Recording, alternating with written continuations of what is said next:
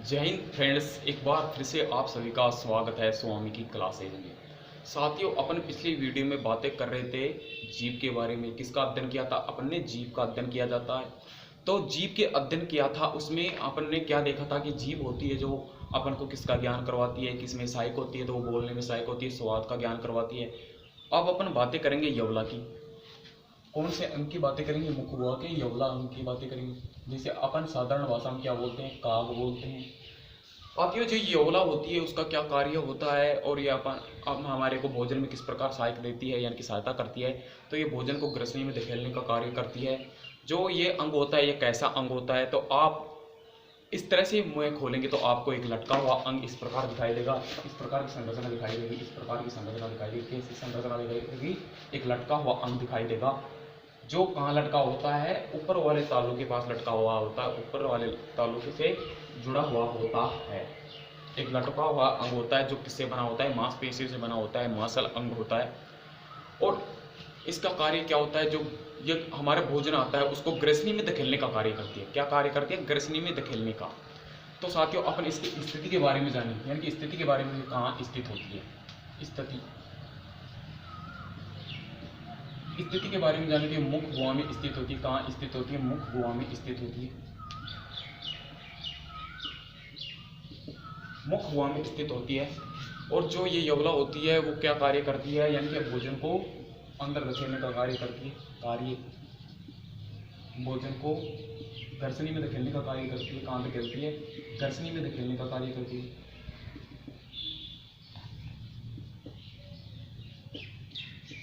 धकेलने का कार्य करती है। अब साथियों, इसका एक कारण है, इसके कुछ दोष भी हैं। वो दोष किस प्रकार हैं कि उम्र बढ़ने के साथ साथ ये यवला का आकार होता है जो बढ़ता जाता है, निरंतर बढ़ता जाता है। छोटे बच्चों में यवला बिल्कुल छोटी पाई जाती है, इतनी सी पाई जाती है। जिस प्रकार अपनी उम्र बढ़ती जाती है तो यवला का आकार धीरे धीरे क्या होता जाता है? बढ़ता जाता है। और ये इतने बड़ा हो जाता है तो इससे क्या होता है कि ये जब अपन मुख खोलते हैं या सोते समय जब हमारे मुंह से गैसें बाहर निकलती हैं तो ये क्या करती है? ऊपर वाला तालू होता है जिसे ये टकराती रहती है, बार बार गैसों के कारण क्या होती है? टकराती रहती है, इस प्रकार टकराती रहती है। तो इससे क्या होता है कि एक आवाज आती है जिसे अपन क्या बोलते हैं? खर्राटे बोलते हैं। क्या बोलते हैं? खर्राटे। तो ये कहाँ लटका हुआ अंग होता है? ऊपर वाले तालू से लटका हुआ अंग।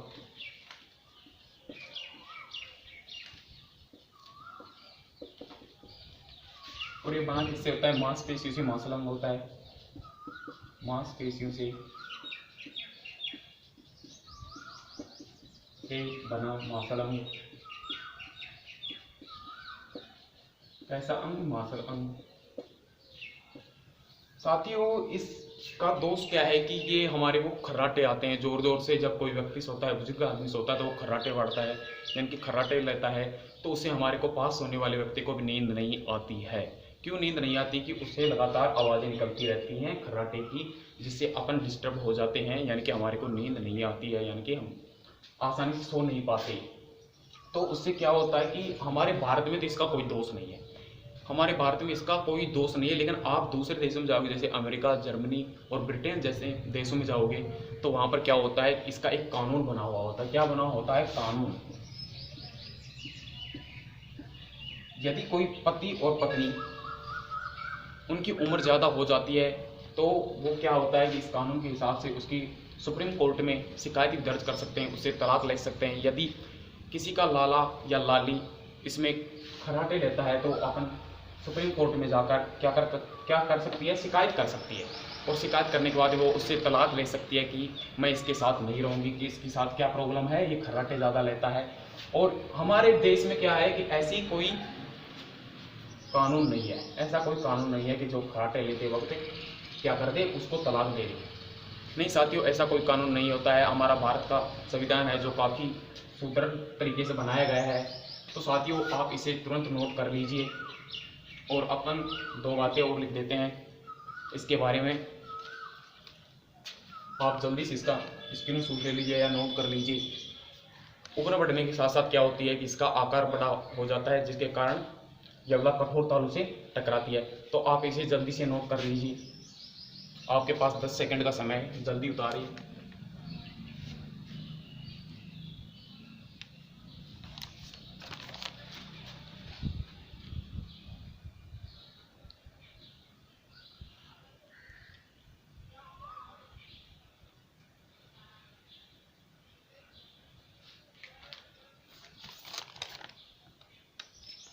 आई होप कि आप इसे नोटबुक में नोट कर लिए होंगे।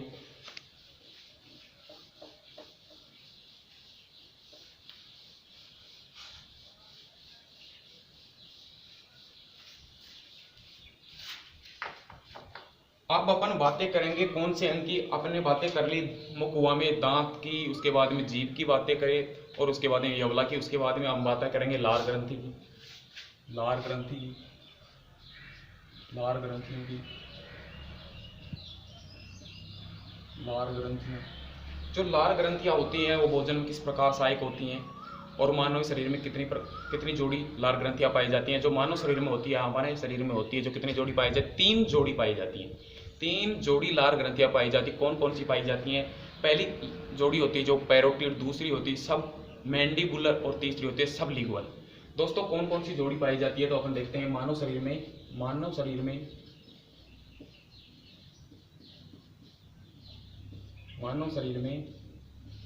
3 जोड़ी लार ग्रंथियां पाई जाती हैं। लार ग्रंथि होती है, कितनी जोड़ी होती है? तीन जोड़ी लार ग्रंथियां होती है। तो अपन देखेंगे कि कौन कौन सी होती है। जो पहली जोड़ी होती है, एक जोड़ी, इसका नाम होता है, क्या होता है? पैरोटिड। आपको अभी बताया पैरोटिड। और दूसरी जोड़ी होती है, इसका नाम है सब मैंडिबुलर।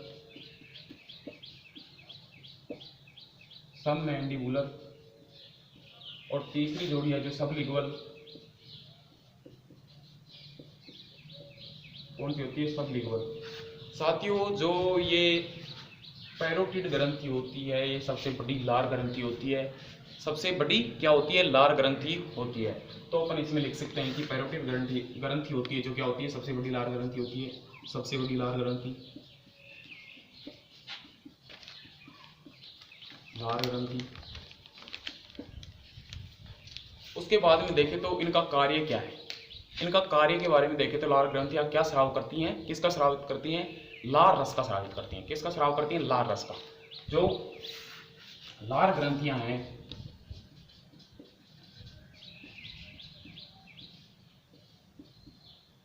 लार ग्रंथियों से लार रस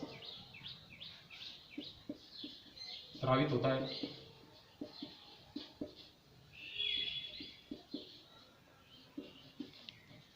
साथियों ये लार रस होता है, इसका पीएच क्या होता है? अपन इसकी पीएच की बातें करें तो ये पीएच होता है 6.4 से 6.8 तक। 6.4 से 6.8 तक लार रस का पीएच क्या होता है? 6.4 से 6.8 तक। तो साथियों अपन इस लार रस में अपने को ऐसा क्या मिलता है? क्या मिलता है इसमें? क्या मिलता है? क्या मिलता है इसमें? अपने को लार रस में एक तो मिलता है पानी, और 2 हमारे को क्या मिलते हैं? एंजाइम मिलते हैं। अपने को क्या मिलते हैं? 2 एंजाइम मिलता है, और एक मिलता है पानी जो सबसे अधिक मात्रा में मिलता है। और अपने को जो एंजाइम मिलता है, ये पहला एंजाइम होगा टाइलिन, जिसे अपन साधारण भाषा में यानी कि दूसरा नाम दे सकते हैं। इसका नाम क्या है? लार एमाइलेज एंजाइम। लार एमाइलेज।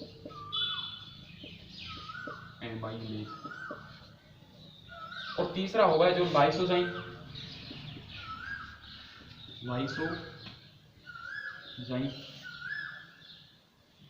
साथियों ये जो लाइसोजाइम होता है ये जीवाणुओं को नष्ट करता है, यानी कि हानिकारक जीवाणु होते हैं जो भोजन में हमारे चले जाते हैं तो उनको क्या करता है? नष्ट करता है। तो अपन इस पानी की बातें कर रहे थे, वो कितनी मात्रा में मिलता है? टाइलिन और लाइसोजाइम की तुलना में सबसे अधिक मात्रा में मिलता है। कितनी मात्रा में मिलता है? सबसे अधिक मात्रा में मिलता है। अधिक मात्रा में सबसे अधिक मात्रा में क्या मिलता है, अपने को पानी मिलता है। अपन ने देखा कि मानव शरीर में 3 जोड़ी लार ग्रंथियां पाई जाती हैं। 3 जोड़ी कौन कौन सी होती हैं, तो एक होती है पैरोटिड, दूसरी होती है सबमेंडिबुलर, तीसरा होता है सबलिंगुअल। क्या होता है, सबलिंगुअल। सबसे बड़ी लार ग्रंथि होती है वो कौन सी होती है, तो अपन ने देखा कि पैरोटिड जो सबसे बड़ी लार ग्रंथि होती है, पैरोटिड सबसे बड़ी लार ग्रंथि होती है। और उसके बाद में देखा तो ये लार ग्रंथियां होती है जो किसका स्रावित करती हैं, लार रस का स्रावित करती हैं, यानी कि लार रस हमें देती हैं। तो लार रस होता है, उसका पीएच क्या होता है, उसका पीएच अपने देखा कि 6.4 से और 6.8 होता है। तो लार रस में अपने को क्या मिलता है, एक तो मिलता है अपने को पानी, और दूसरा मिलता है टाइलिन जिसे हम लार एमाइलेज कहते हैं, और दूसरा होता है लाइसोजाइम। दोस्तों जो भी एंजाइम होता है उसके अंत में अगर एमाइलेज जुड़ जाता है, एमाइलेज शब्द जुड़ जाता है, वो किसका पाचन करता है, किसका पाचन करता है, आप आंख मूंद कर कह देना कि ये क्या करता है, कार्बोहाइड्रेट का पाचन कर देता है। किसका पाचन करता है, कार्बोहाइड्रेट का पाचन करता है। तो पानी अपने को कितनी मात्रा में मिलता है, सबसे अधिक मात्रा में मिलता है। पानी कितनी मात्रा में मिलता है, सबसे अधिक मात्रा में मिलता है। साथियों आई होप कि आपको समझ में आ गया होगा। आप इसे नोटबुक में नोट कर लीजिए या इसका स्क्रीनशॉट ले लीजिए। आपके पास 10 सेकंड का समय है। कितने सेकंड का समय है, 10 सेकंड का समय है। 10 सेकंड का समय है, आप इसे जल्दी से नोट कर लीजिए।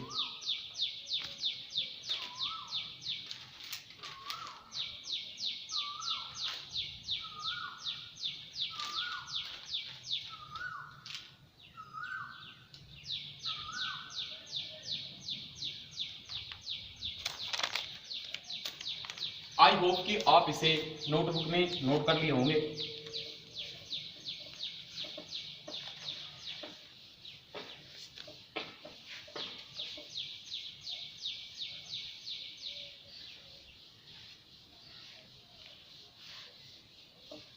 अब अपन बातें करते हैं लार रस में मिलने वाले एंजाइम, यानी कि कौन सा एंजाइम मिलता है अपने को, टाइलिन मिलता है।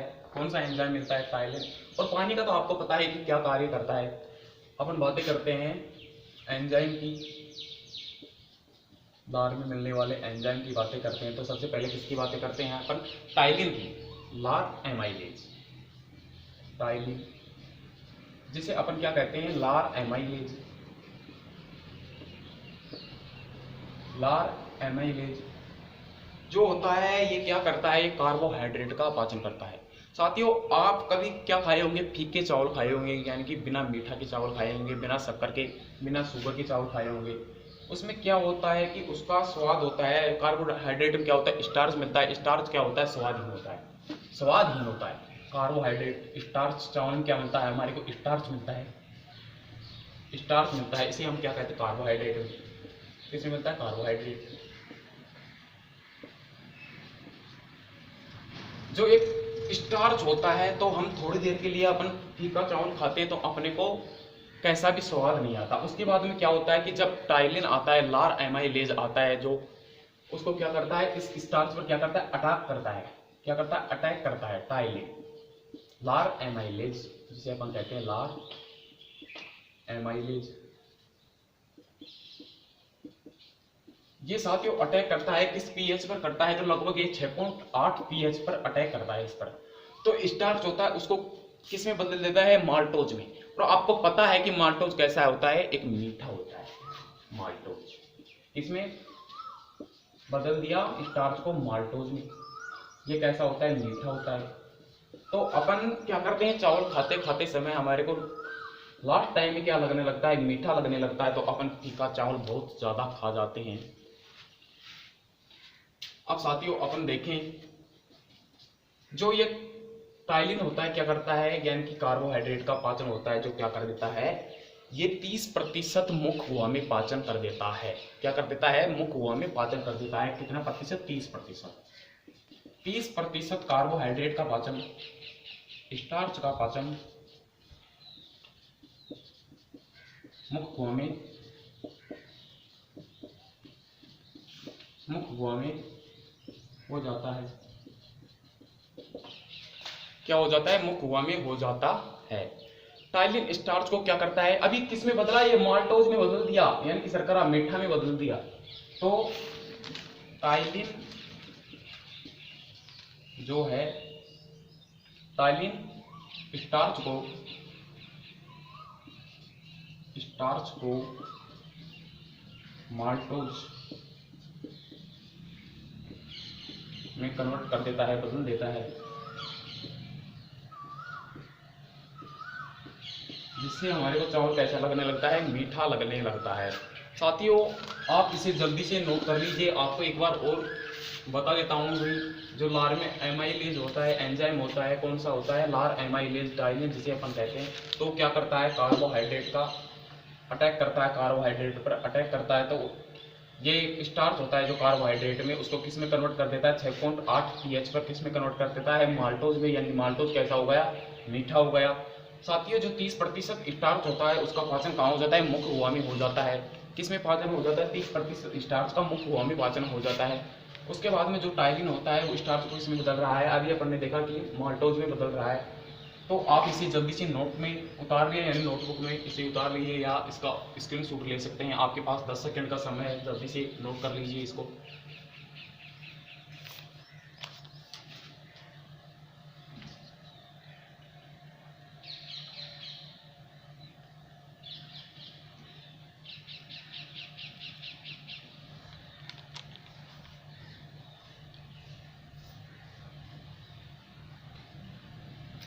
आई होप कि आप इसे नोट कर लिए होंगे।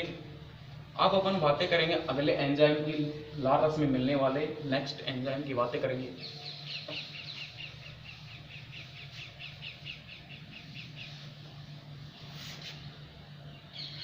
नेक्स्ट एंजाइम हमारे को कौन सा मिलता है, लाइसोजाइम।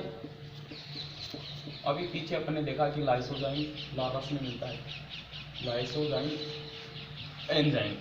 जो इसका कार्य होता है वो क्या होता है, जब अपन भोजन ग्रहण करते हैं तो उसमें कुछ हानिकारक सूक्ष्म जीव आ जाते हैं, जीवाणु आ जाते हैं, उनका क्या करता है, नष्ट करने का कार्य करता है। क्या करता है, सूक्ष्म जीवों को नष्ट करने का कार्य करता है। और ये क्या करता है कि जब कोई सूक्ष्म जीव आ जाता है तो उसकी भित्ति होती है, यानी कि उसकी दीवार होती है, तो उसको क्या कर देता है, गला देता है, जिससे जीवाणु क्या हो जाता है, नष्ट हो जाता है। इसके बारे में अपन 2 लाइन लिख लेते हैं। ये भोजन के साथ आए हुए,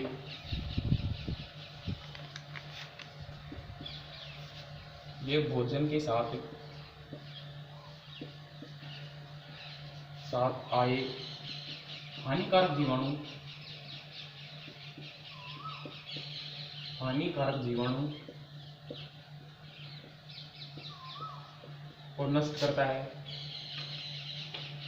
नष्ट करता है। क्या करता है, हानिकारक जीवाणु को नष्ट करता है। उसके बाद में अपन ने देखा कि ये होता है, क्या कार्य करता है, जीवाणु की जो भित्ति होती है, दीवार होती है, उसको गलाने का कार्य करता है जीव, जिसका क्या होता है, नष्ट हो जाता है जीवाणु, उसकी सेल यानी कोशिका को गला देता है। उसकी कोशिका होती है जिसको गला देता है। तो ये होता है जो ये जीवाणु की कोशिका को, कोशिका भित्ति को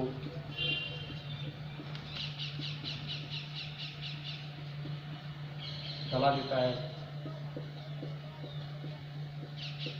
जिससे जीवाणु नष्ट हो जाता है।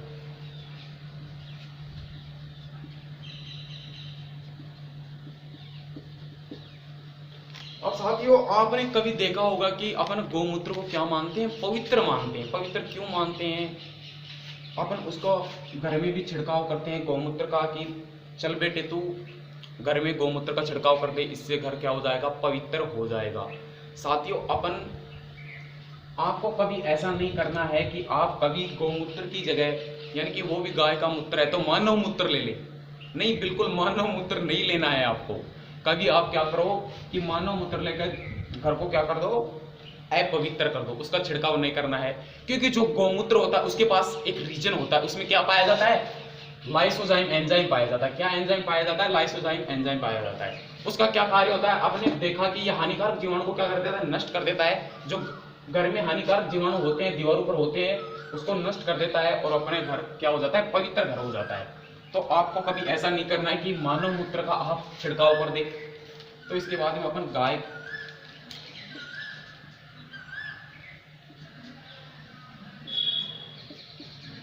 गौमूत्र में क्या पाया जाता है, लाइसोजाइम एंजाइम पाया जाता है।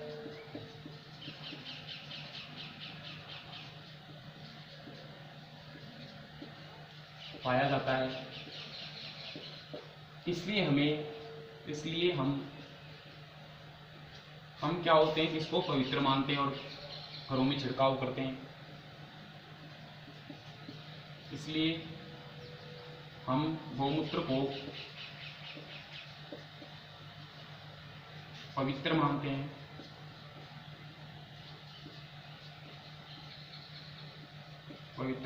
हैं।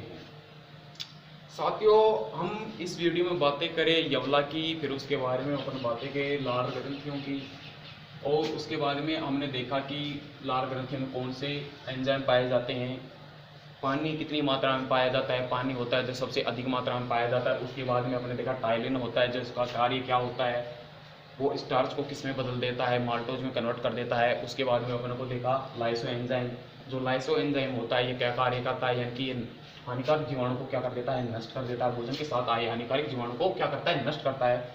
और ये जो होता है जीवाणु की कोशिका भित्ति को गला देता है, जैसे जीवाणु क्या हो जाता है, नष्ट हो जाता है। और गौमूत्र होता है उसका एक रीजन है जिसमें क्या पाया जाता है, लाइसोजाइम एंजाइम पाया जाता है। और आपको पता है कि लाइसोजाइम एंजाइम होता है जो हानिकारक जीवाणु को नष्ट कर देता है, जिससे के कारण हम घर में छिड़काव करते हैं और हम अपना घर होता है जिसे क्या करते हैं, पवित्र करते हैं।